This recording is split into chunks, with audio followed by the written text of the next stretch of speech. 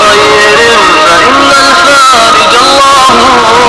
نهج الإسلام النهج السليم للإنسان كي يعيش في هذه الدنيا سعيدا ويستعد للحياة الآخرة، حياة الخلود والنعيم.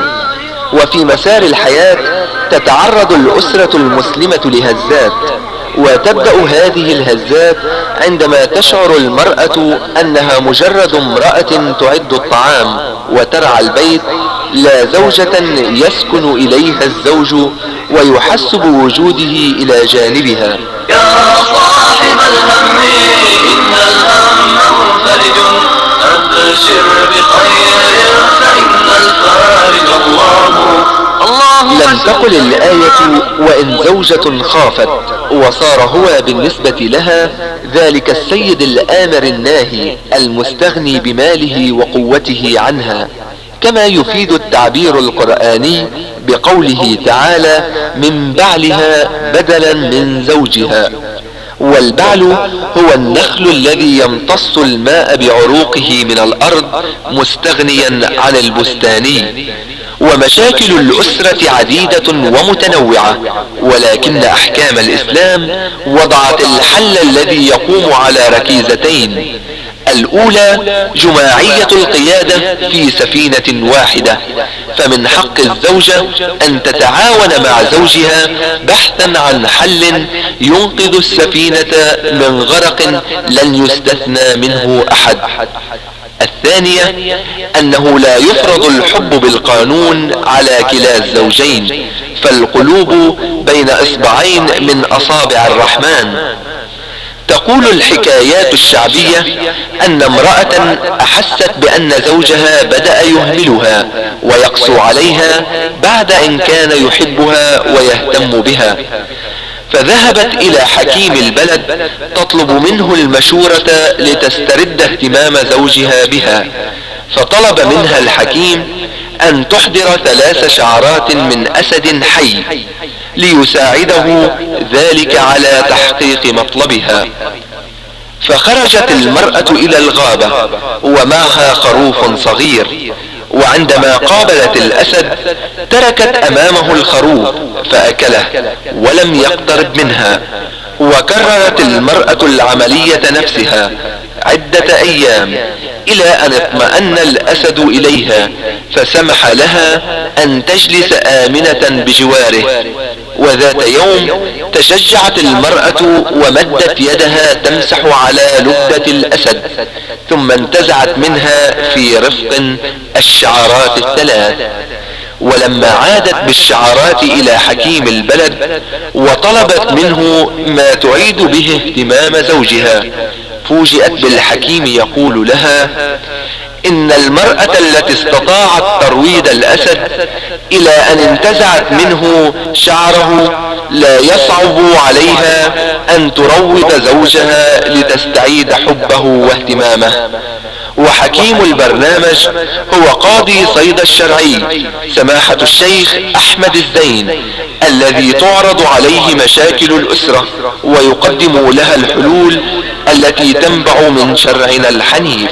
الله يحدث بعد العسر ميسرة لتجزعن فإن الكافي الله.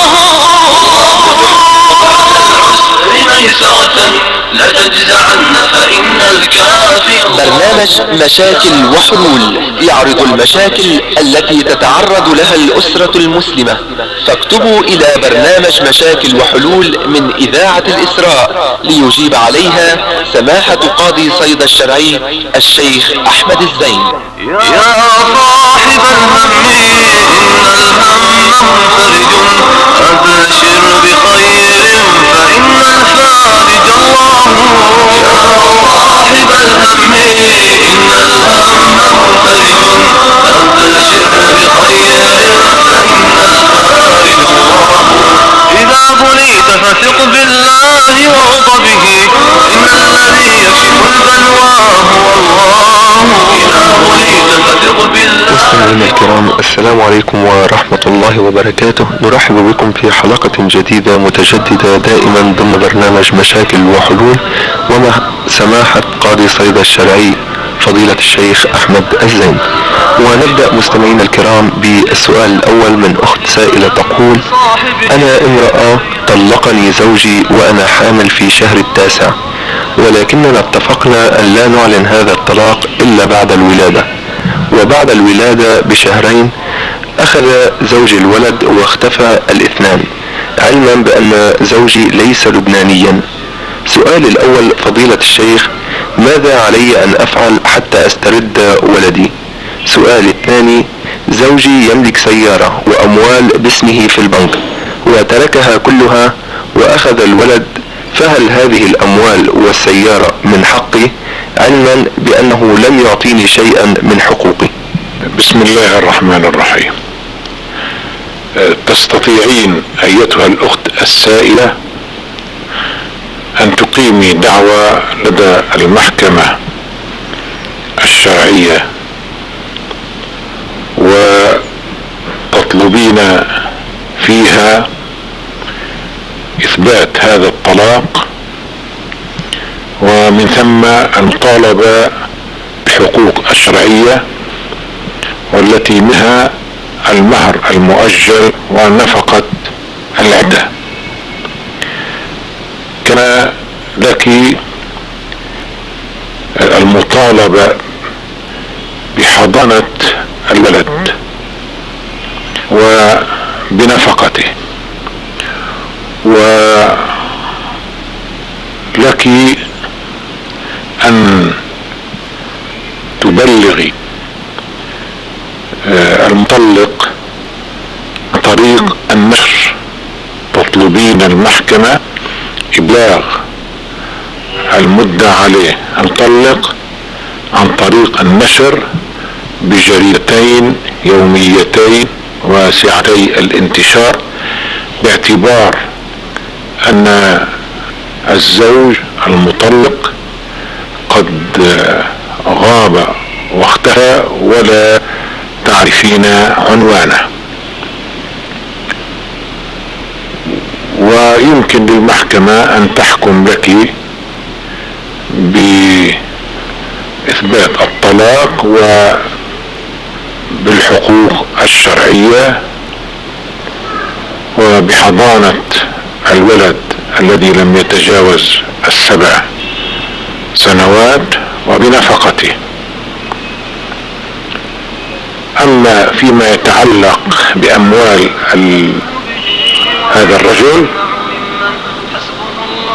فهي ملك له طالما أنها مسجلة على اسمه، ولكن إذا ما استطعت الحصول على حكم بنفقة الولد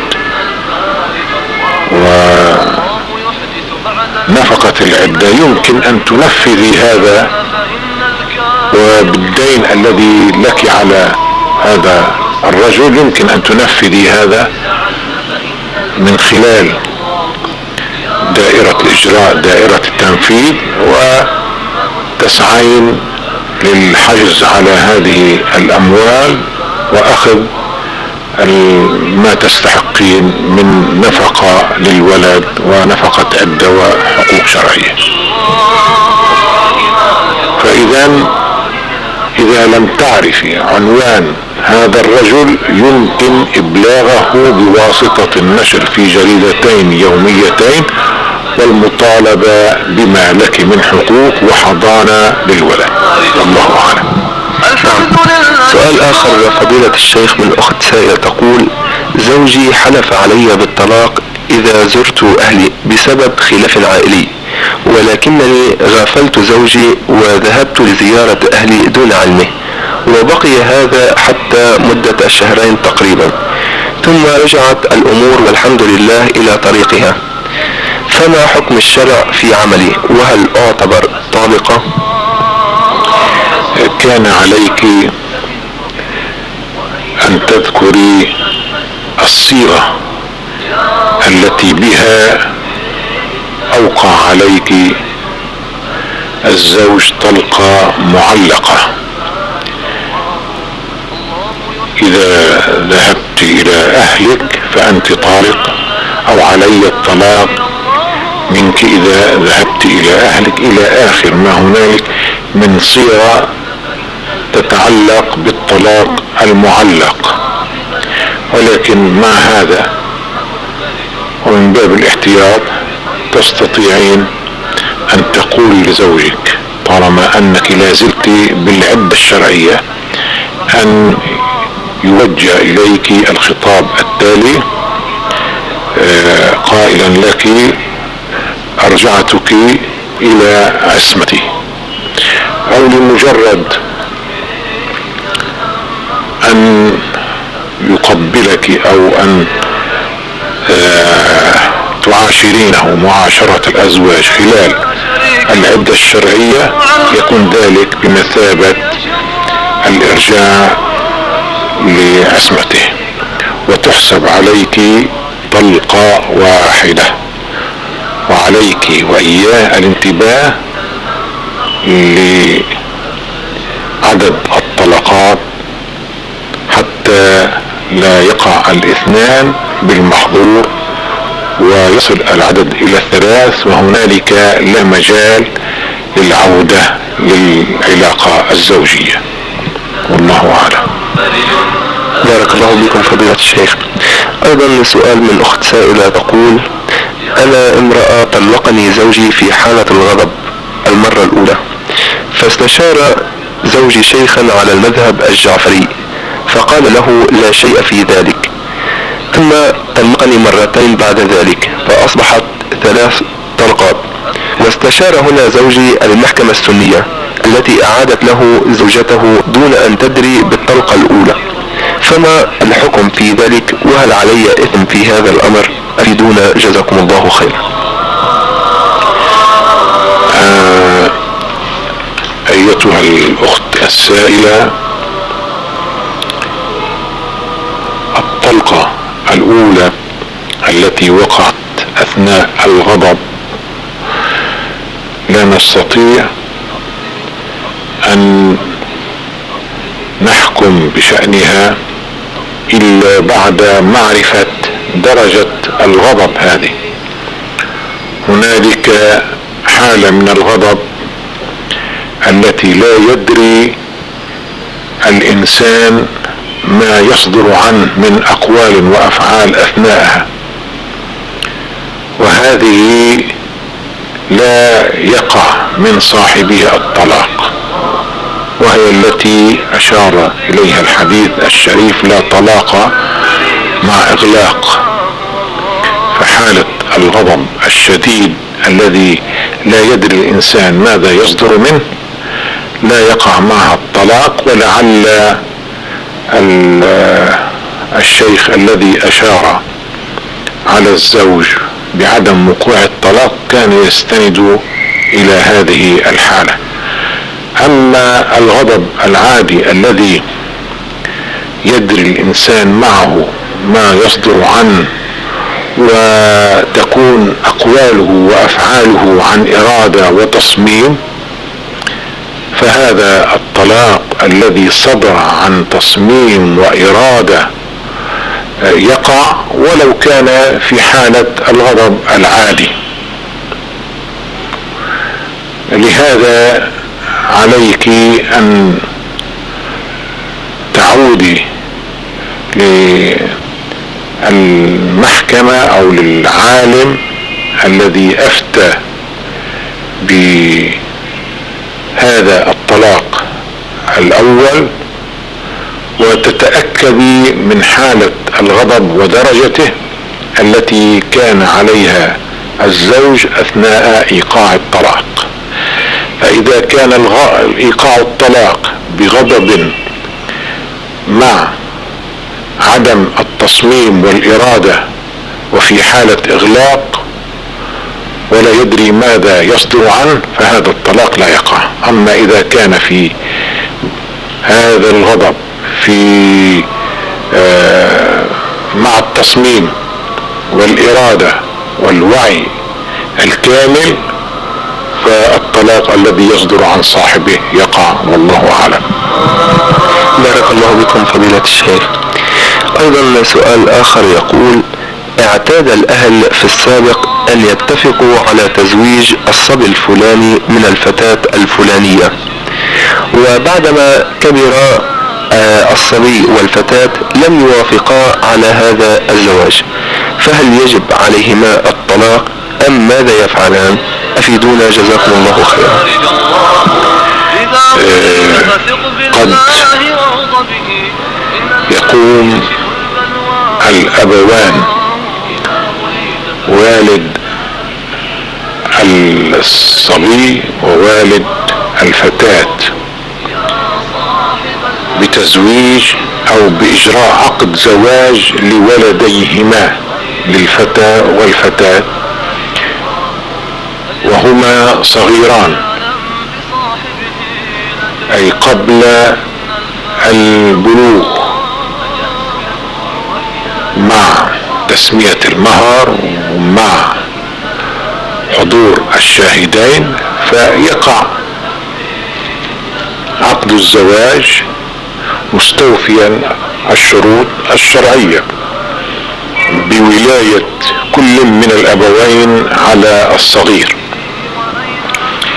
ولكن للصغير وللصغيرة إذا ما بلغ الواحد منهما سن البلوغ، أي في اللحظة التي يبلغ فيها الشاب أو تبلغ الفتاة، عليه أن يعلن رفضه لهذا الزواج إذا لم يكن راضيا عنه. إذا لم يرضى بهذا الزواج ولم يرده، فعليه عند البلوغ أن يعلن رفضه لهذا الزواج، أو عند علمه بهذا الزواج بعد البلوغ عليه أن يرفضه عند ذلك يفسخ هذا الزواج.